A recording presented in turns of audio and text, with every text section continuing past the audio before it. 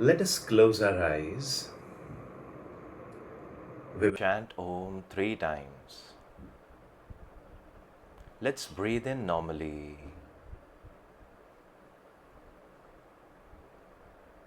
and breathe out. And now breathe in for Om.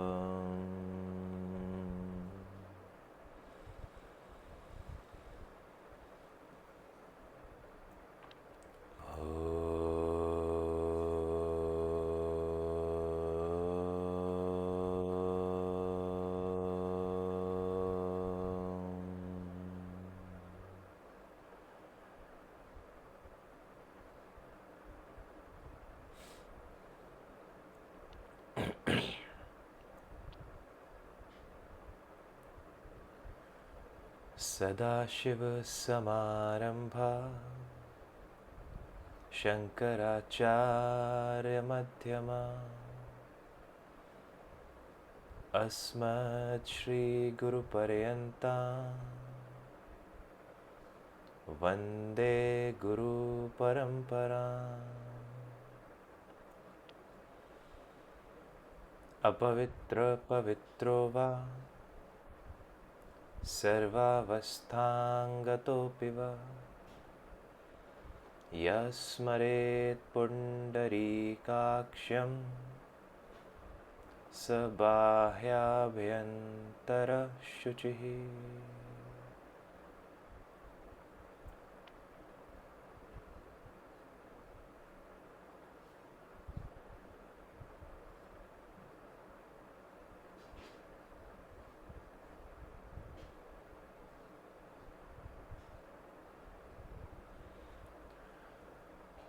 Om NaMo प्रणवार्थाय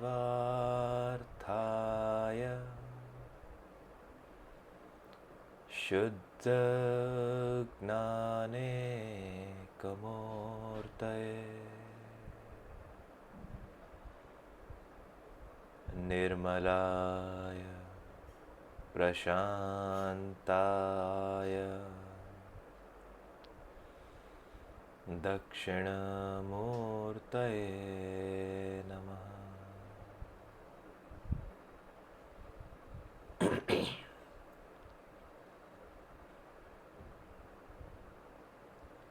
Relax your body.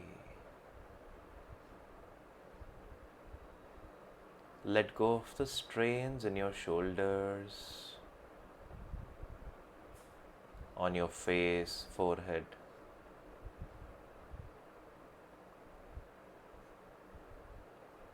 Let go of the strain in your thighs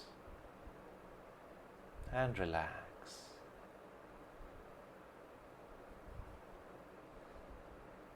Request your Gurudev, your Ishtadev, to come and be with you and become the doer and receiver of the Katha through you.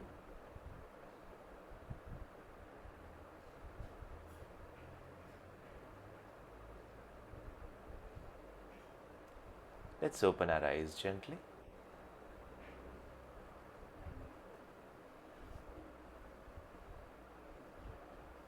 If we can switch on the cameras. If not possible, that's also okay.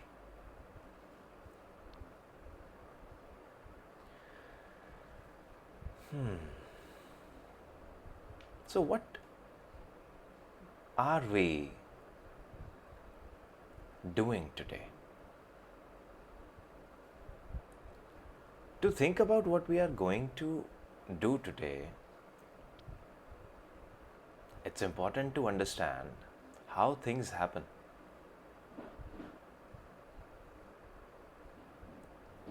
We started with a Shuddhikaran mantra. Apavitra pavitro va sarvavasthangato piva. When we do puja, especially when we do yagyas and when we invite the purohits, the pandits, to come to our home and do the puja for us, they would always start with apavitra pavitrova. And they would take some gel, some water in their hands, and they would sprinkle that on us. And then we become pavitra. If becoming pavitra was so easy, then just chanting apavitra pavitro va and sprinkling some water will do.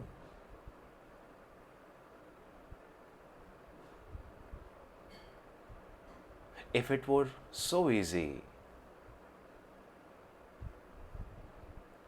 then there would not be any need to take bath. And this would also become a means for us to do any sort of non-pavitra, non-pious activities. And then do this thing on us, and now we are all pious. Now, this action is important. Somebody is taking the well chanted water and sprinkling it on you. But the real pavitri is not happening on the sthul level, on the body level. So the mantra also says the same thing. Apavitra pavitro va sarvavasthangato piva.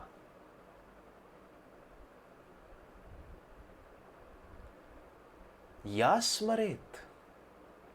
When you remember that Lord, when you remember the ultimate truth, Yasmaret Pundarikaksham Sa Bahya means outside, Abhayantar inside, Shuchihi, then your outside and inside becomes purified.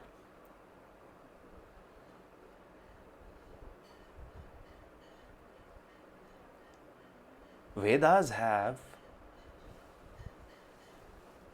chants, prarthana for this only. Astoma Sadgamaya. Take me to the truth. Give me that ability, that intellect. Give me that blessing that I should not be astray. I should not go away from the truth. I should not cheat myself. धोखा ना हो जाए मेरे साथ. I should not cheat myself. What if my entire life I had just been picking up stones and throwing away all the diamonds because I don't know the truth? And then later in my life I realize, oh my God, what have I done?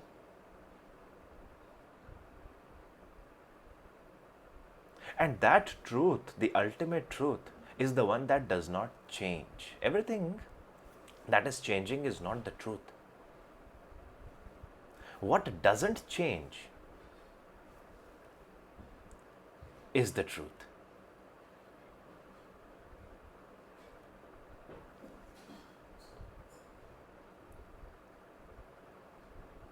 And what doesn't change? There is one entity in you which is unwavered, absolutely. Let's do a small experiment. Currently, you are looking at your screen. But who is looking at that screen? You would say, I am. But who is that me? Are your eyes your me? Or is that brain your me that is processing that image?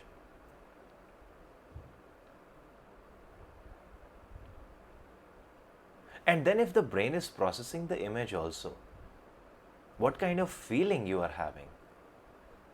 What do you understand of it? What do you make of whatever I am saying? Who is making that up? Are these your muscles only?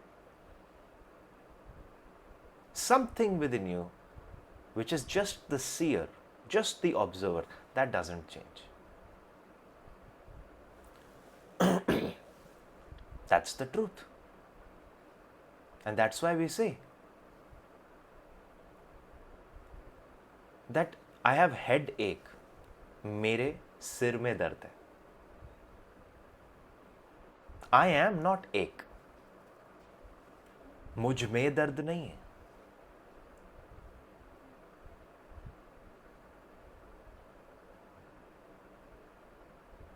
Hand got fractured. I did not get fractured.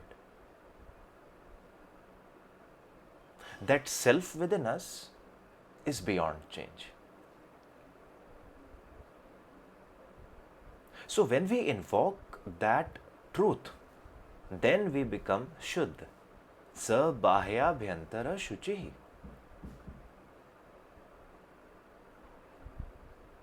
How to do that? Do the prarthana. Astoma sadgamaya.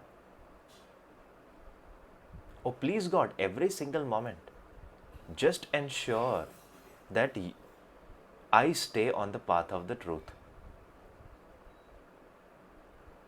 That I should reach where I'm supposed to reach while doing whatever I'm doing. And then Vedas go a step further. They say, Tamso ma jyotirgamaya. From the darkness, tam, take me to the light, which is the truth. Prakash, the light, is our very nature. The whole cosmos is just filled with light. It's not tam.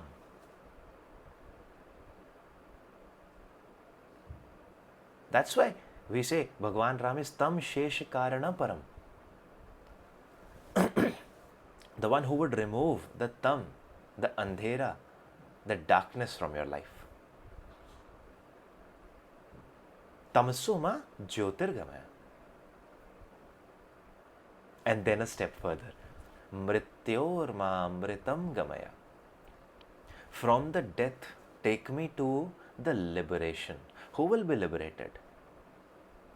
Body is subject to decay and death. Anything which is made up of in this world with 5 elements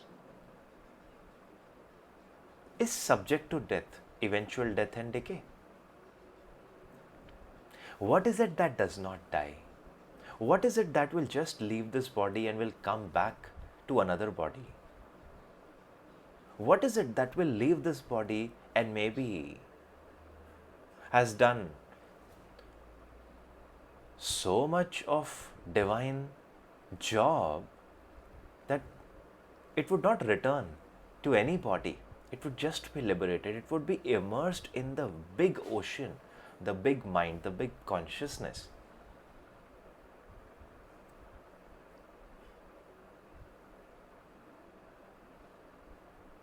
I was reading that there is a person called Ralph Waldo Emerson.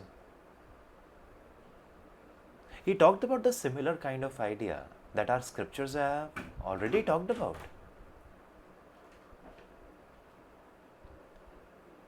That you can't survive as an individual, because as an individual, for you to survive, that probably can be done only through the physical resurrection of the body. But you can survive at the cost of individuality. You leave the individuality and then you survive. Then you are that drop. When it is dropped in the ocean, you become the ocean itself. Going from Atma to Paramatma. That is the truth. That is the Amarta. Bodies are not Amar. Gods also have not created the bodies that are Amar. Bhagwan Ram came, spent around 10-12,000 years here on earth, and then left for his holy abode. He left his body in the Saryu river. Bhagwan Krishna came here, sat under a banyan tree, waiting for an archer to shoot an arrow which would pierce his foot, and then he would bleed out and suddenly he would vanish. The body will go. There are Chiranjeevis in the world. There are 8 Chiranjeevis. Hanumanji is one of them. But their Amarta is also limited to the end of the Kalp. Because at a particular time, they also have to go back with their consciousness into the divine. So what is this truth? We are the one which is within us. That's the truth. Untouched by anything. No disease, no torment. Madalsa knew it. She was very intelligent. She was the daughter of the Naga kings. Very, very intelligent. And if you are a divine woman, there is a good likelihood that you will be married to a divine person, because you would take good decisions, and vice versa. So there was a noble king, Ritadhwaj, and Madalsa got married to Ritadhwaj. He was a mighty, powerful, and a priest king.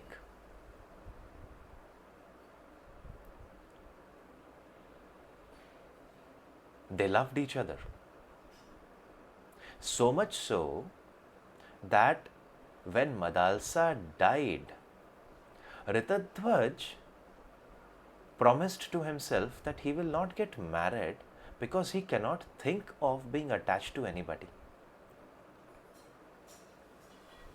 While it was important for Ritadhwaj as a king to grow his family, to ensure that his pitars are taken care of, to ensure that his kingdom is taken care of, he simply denied.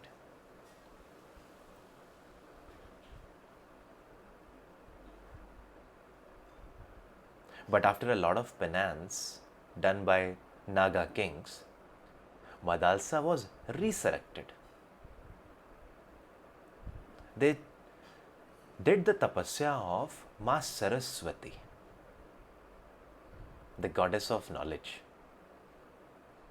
And then Ma Saraswati appeared. And then she asked the Naga kings, what do you want? Naga kings did not say that we want our Madalsa back. Naga kings said, give us the knowledge, give us the music. And Ma Saraswati said, okay, I give you all the knowledge of the music in the world. Equipped with that knowledge, the Naga kings then started worshipping Bhagwan Shankar. And Bhagwan Shankar became so happy with their worship and their music that he appeared, and then when Bhagwan Shankar asked them to ask for a boon, they said, we want our daughter back. because King Ritadhwaj is waiting for his wife. King Ritadhwaj did not even know that this thing is happening. He was immersed in all his tasks in everyday life. He was taking care of his praja. And here the Naga kings are asking Bhagwan Shankar to give them their daughter back. And then they said one more thing. They said that give us Madalsa back the way she looked at that time, and she should be equipped with all the knowledge. She should be so divine that world gets the light it deserves from her. Bhagwan Shankar said, all right. And Madalsa was back. After a few years, when Ritadhwaj came to meet the Naga kings, who were basically his in-laws, Naga kings said, here is your Madalsa. Can you identify if she is your Madalsa? Ritadhwaj said yes. And then they got married again. And in due time, Madalsa gave birth to her first child. Now Ritadhwaj named him. He named him Vikrant. Madalsa laughed. Ritadhwaj knew that Madalsa is not an ordinary woman. She is highly learned. But then you can just smirk or laugh or smile, and what's the problem in that?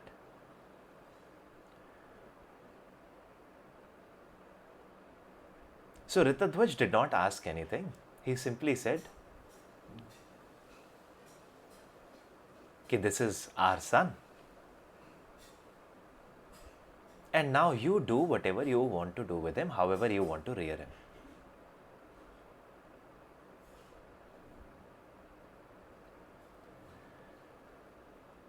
Mother is the first guru of the child. Whatever mother is going to give to the child in formative years, that is going to ensure the rest of the life and the afterlife of the child.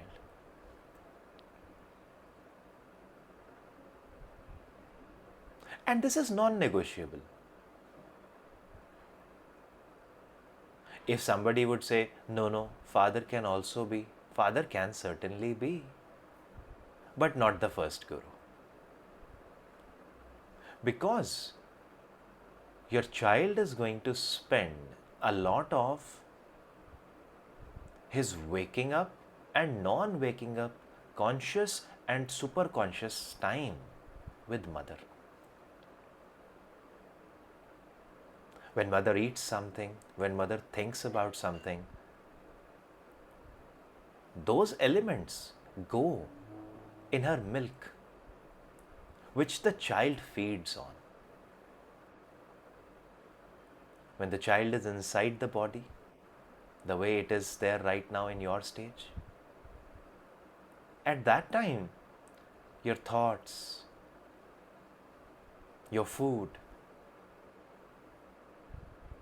the visuals that you are consuming,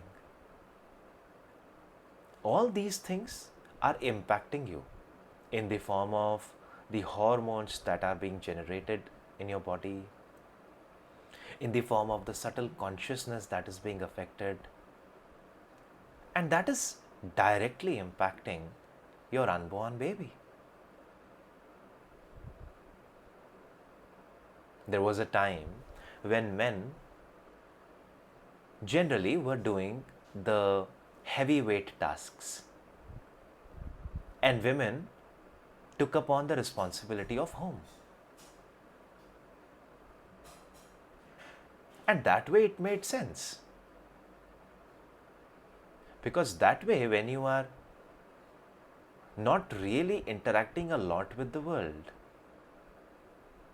you have more control over your thoughts, your emotions, and everything that you consume, especially when you are bearing a child. For men, it was not possible. And that's why God decided that I am going to give the womb, the gift of womb, to a woman, not to a man. Because womb is a place where nurturing is happening. And mother herself is a nurturer.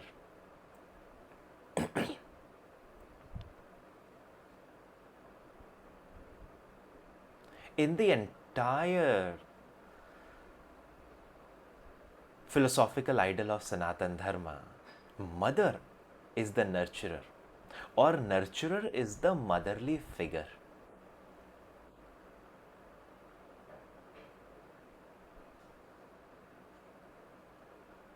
Even Shiva revere, chants Gauri, Devi, Devi Durga, Annapurna. That, oh Devi, you are the progenitor of knowledge, and you are the progenitor of food. You are the one who is nurturing everybody.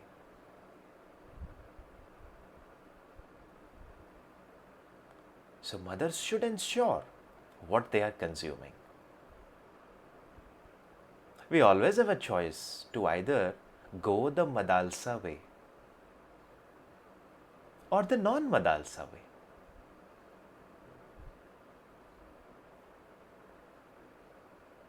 And it is a responsibility. And once again, responsibility is a function of perseverance. Whoever can be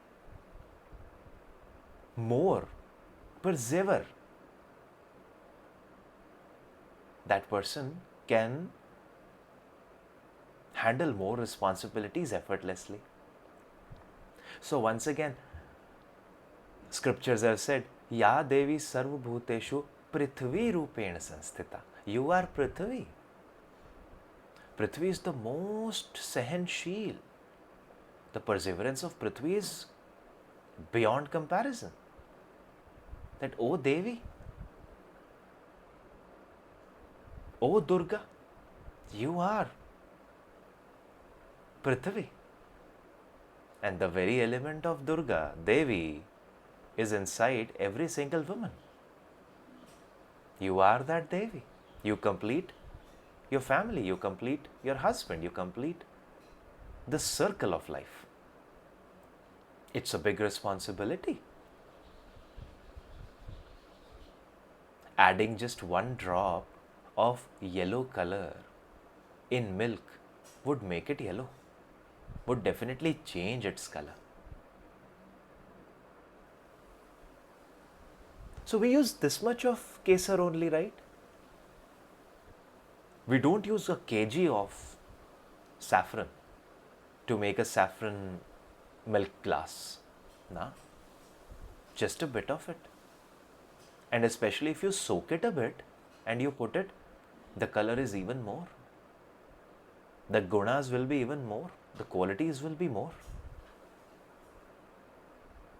And that is why mothers have to ensure that whatever is the saffron around me, I should consume it. But whatever is not, I must filter that out as well.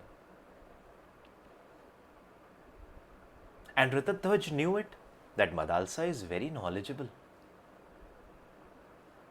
So Ritadhwaj asked Madalsa to rear the child. And when Madalsa saw that her child is crying,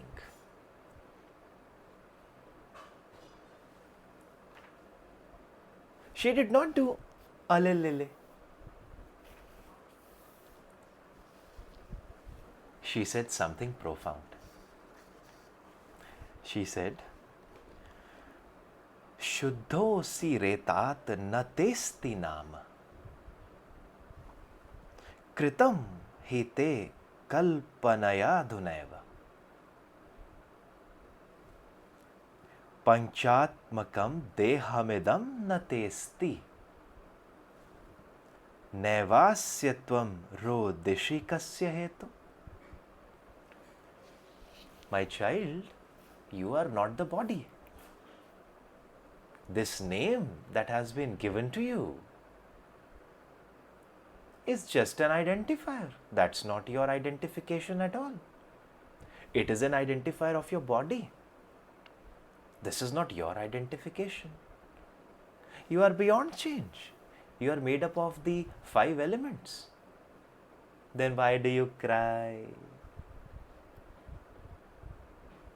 तू क्यों रोता है?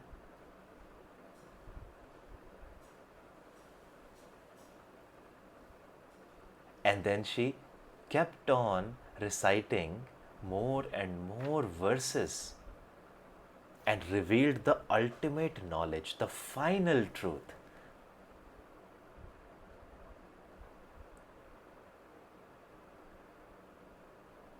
Whenever her child would cry,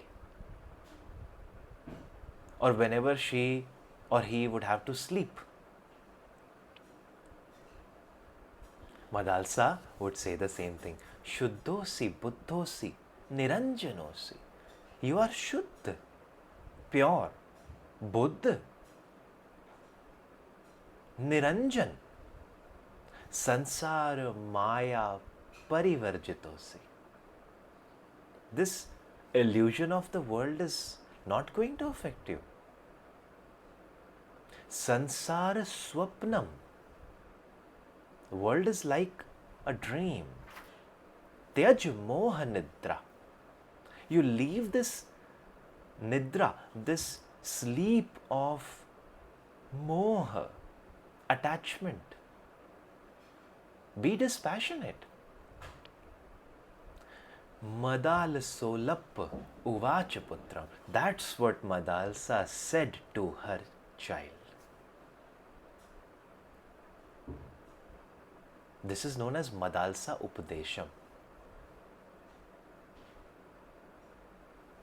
After some time, another child was born. The king kept his name as Sumati.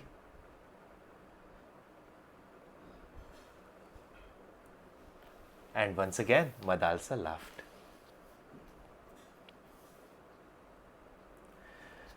Then, king again did not ask.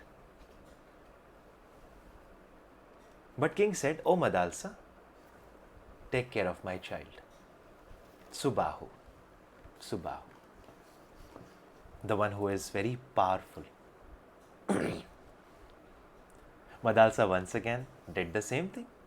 Shuddhosi, buddhosi, niranjanosi.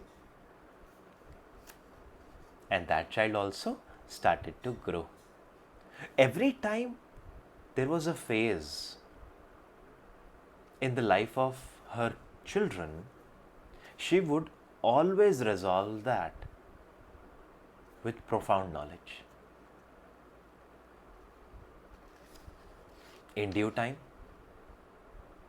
the third child happened. The king named him Shatru Mardan, the one who would kill his enemies. Madalsa laughed again. And once again, she gave him the same upadesh. Now what happened? All these 3 kids grew up and they started to do every single task of theirs without having any anxiety about what the future holds for them. Because anxiety about the future happens to the mind, happens to what is the part of your body. Anxiety about future can never be to that unchanging self that is within us. So these kids did not experience any profound problem. They did experience, but they did not experience. Their self did not experience. So it was so easy for them to navigate through the challenges of the world. They were already ready to be immersed in the God's name while they are doing everything that they are supposed to do for their praja, for their people, for themselves, for their parents.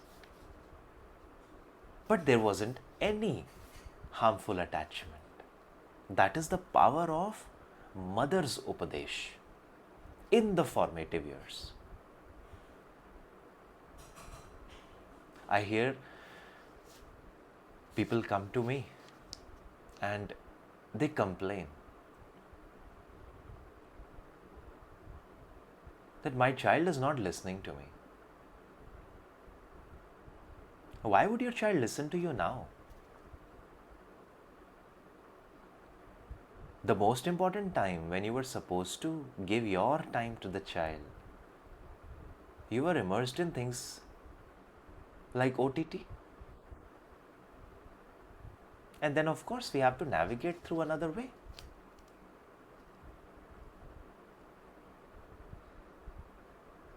When I do career counseling,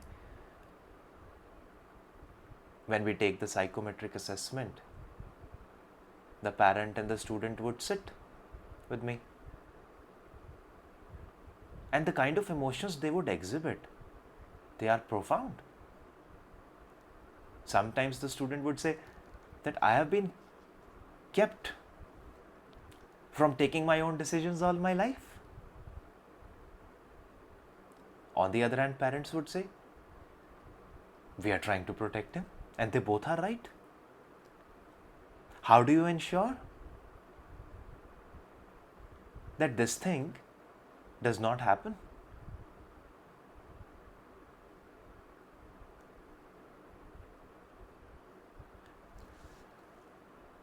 There is a thing called locus of control. It's a psychological term. It is part of the psychometric assessments that we do sometimes. Now, the higher the locus of control, the higher your responsibility. That means I take responsibility of my own actions. The lower the locus of control, it means that whatever is happening, that is wrong. Whatever wrong is happening in my life, that is happening because of everybody else except for me. And I see very few people have a high locus of control. Very few. Issues like ADHD, depression are growing alarmingly.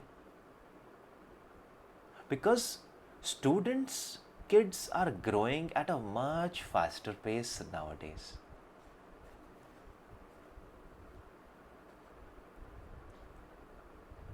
Three, 4 years worth of kids, they are exposed to mobile phone and they know how to use it. And it's not wrong, it's just that we have to control that. But they know how to use it. So very soon they will be exposed to a lot of challenges. Very soon they will reach the age of puberty and then adolescence. And then little before adulthood. So many challenges thrown at them from the world and from their body and mind itself. But if they do not have the knowledge, they would not know how to deal with it. And that's where the role of mother, the role of parents come into picture in formative years. And here Madalsa is trying to rear the children of a king. So she has to ensure that they become one that the praja can trust.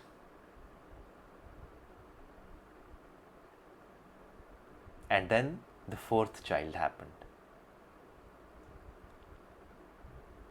But at that time, the moment Madalsa saw that fourth child, King Ritadhwaj said, "My dear wife,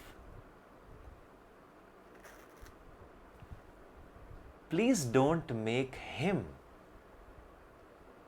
just like the other three."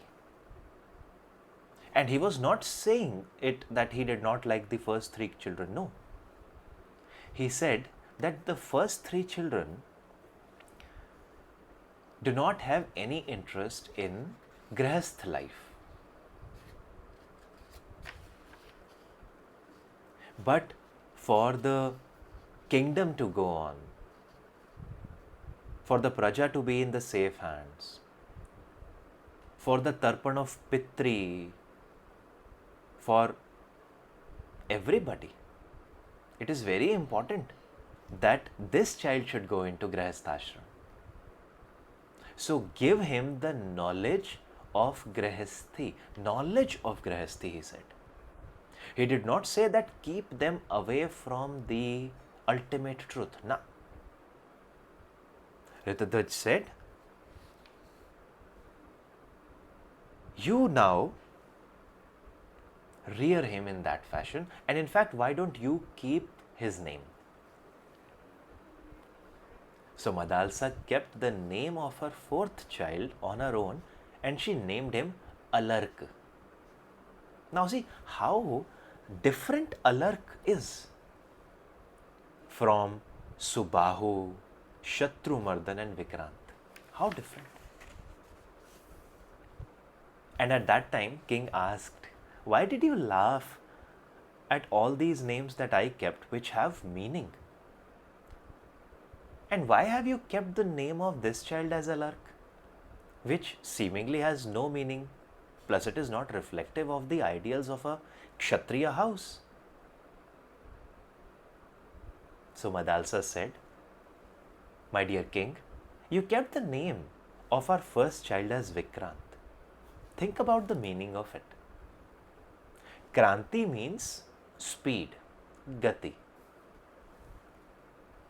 That means your ability to go from one place to another.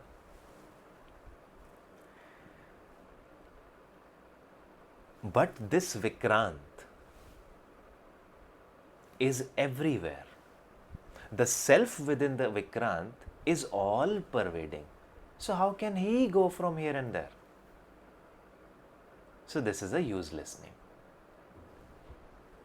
Then king asked about, what's the problem with Subahu? She said, Subahu means the one who has very powerful arms. But again, the one who is all pervading would not need very strong arms. You don't have to go from here and there. As Atma, you don't have a form. Then how can the arms be there if you are all pervading? So this is also a useless name. Then Ritadhwaj asked for the third one. What is the problem with Shatrumardhan? Madalsa said, if this Atma doesn't have a Shatru, Atma doesn't have a Shatru. Atma doesn't see that there is somebody who is different. Then whose Mardhan, whose killing will he do? So this is also a useless name. So king asked, okay, then you tell me what is the meaning of Alark? She says nothing. It is just an identifier. Because name in itself is a useless thing. And then Madalsa started rearing him. King said, please take him to the Karma Marg. And to him, Madalsa gave this Upadesh. Dhanyosi re so vasudham shatru rekashchiram palayitasi putra tat palanadastu sukhopabhogo dharmat phalam prapyasi cha maratvam. हितं परस्मै हृदयी चिन्तयेथा मनः परस्त्रीषु nivartayetha. And more. Madalsa said, my son, you are divine. May you rule this entire earth without any enemy of yours. May you give food to the needy. May you learn from the highest. May you ensure that the Brahmins are there in your kingdom that are happy. May you do the penance that is required. Take care of your family. Take care of your brothers and sisters and your praja. Stay away from Parnari. Stay away from Parnari. Only your wife should be the one that should be yours. You should not look at any other woman with a wrong eye. She said the one who does it will lose his power, his money, his abilities, his goodwill. Madalsa was very clear on this idea that a person should espouse for the highest ideals. So she said that as a grihasthi, my dear Alark, when the time comes, you should ensure that you take care of everybody, because grihasth is the only system which is made to ensure that everyone is taken care of. Your family, your relatives, the saints, the guests. Grihasthi are the only people who are using their money for everything. They are ensuring that cows are fed. They are ensuring that saints are fed. They are ensuring that dhan is done. They are ensuring that all the parties, all the celebration is done. So you become that. And in due time, he became a very good king.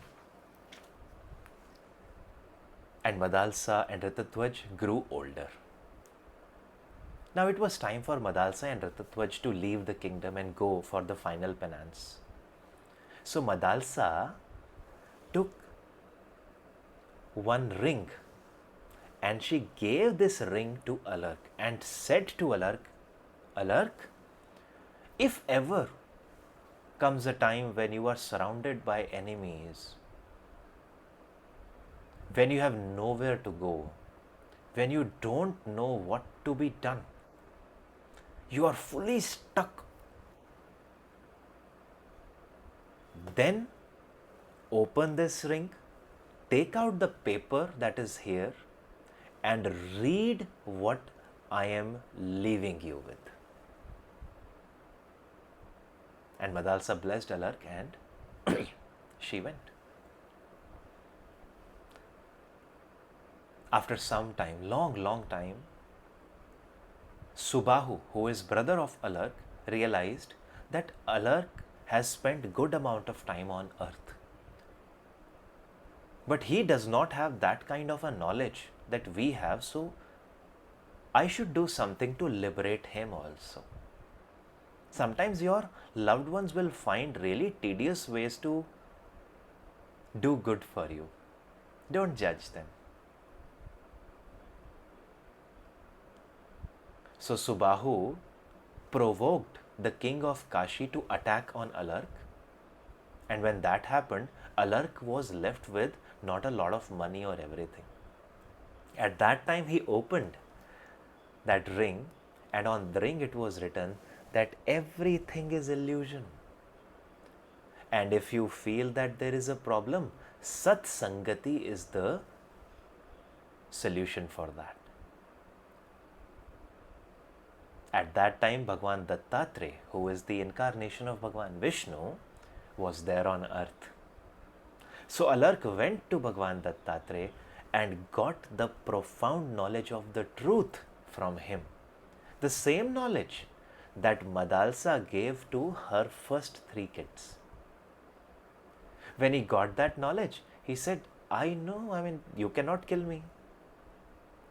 Kashiraj realized that he is very profound, he is very knowledgeable. I cannot attack him anymore. And then Kashiraj also stepped back.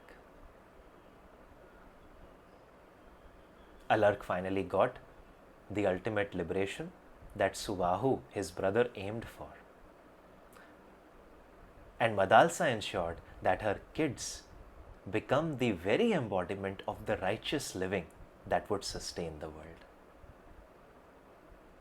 What to eat, when to eat, how to do Shrad, how to do Puja, how to ensure that you take care of your people, how much tax you should take, what kind of money you should give out as salary. All these things, Rajniti, Shastra Niti, Gyan Niti, Yog Niti,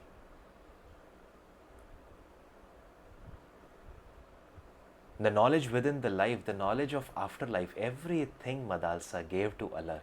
She ensured that he becomes the most intelligent king ever. That is the power of mother.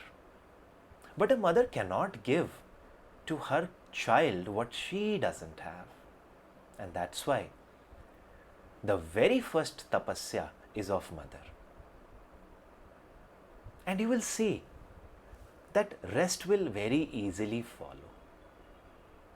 If we become so distressed at things that are here and there, our child will also do the same thing. And we signed up for that. The moment we came into this world, we signed up for the hiccups, the throws and crests, the ups and downs. How we navigate through them, that happens through knowledge. And knowledge is just one. And that is the truth. If knowledge keeps on changing, then it is not truth. Let's close our eyes.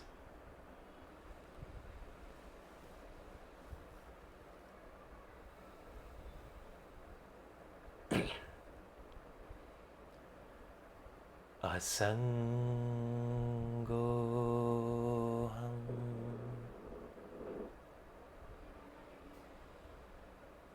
Asangoham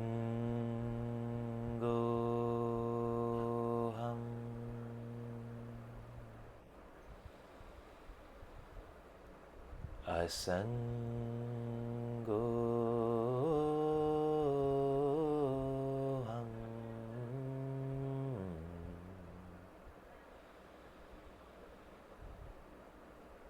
Punaha Punaha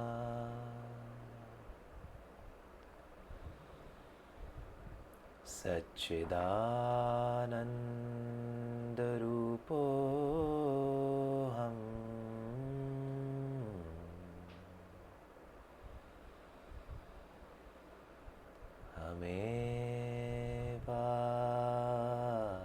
Hamevahamavyayah.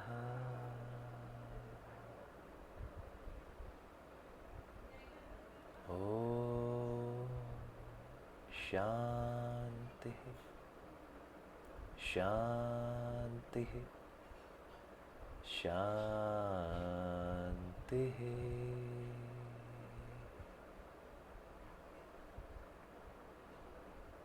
Let the virtues of Madalsa go in you as mothers, and these virtues go into your baby through you. Let us open our eyes. Enjoy your rest of the day. Be in a good company. and we'll meet once again tomorrow for our next Katha. Jai Shri Ram.